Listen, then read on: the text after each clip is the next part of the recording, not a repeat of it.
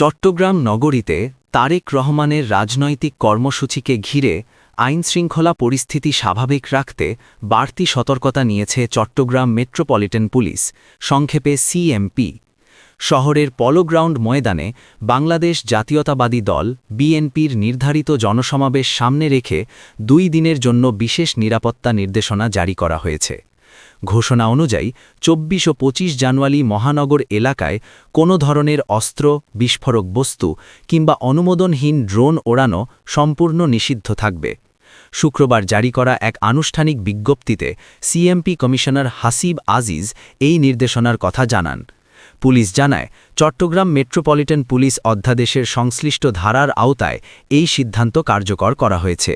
এর ফলে ওই সময়ের মধ্যে জনসমাগম স্থলসহ নগরীর বিভিন্ন এলাকায় ধারালো অস্ত্র, লাঠিসোঁটা, আগ্নেয়াস্ত্র, দাহ্য পদার্থ বা ইট পাথর বহন ও ব্যবহার আইনত দণ্ডনীয় হবে। একই সঙ্গে রাষ্ট্রের নিরাপত্তা ও জনশৃঙ্খলা বিঘ্নিত হতে পারে এমন কোনো বস্তু প্রদর্শন, উস্কানোমূলক উপকরণ বহন অথবা অনুমোদন ছাড়া আকাশপথের ড্রোন পরিচালনাও নিষিদ্ধ করা হয়েছে। পুলিশ প্রশাসনের পক্ষ থেকে নাগরিকদের প্রতি নির্দেশনা মেনে চলার আহ্বান জানানো হয়েছে, যাতে জনসমাবেশ ঘিরে কোনো ধরনের বিশৃঙ্খলা বা অপ্রীতিকর ঘটনা না ঘটে।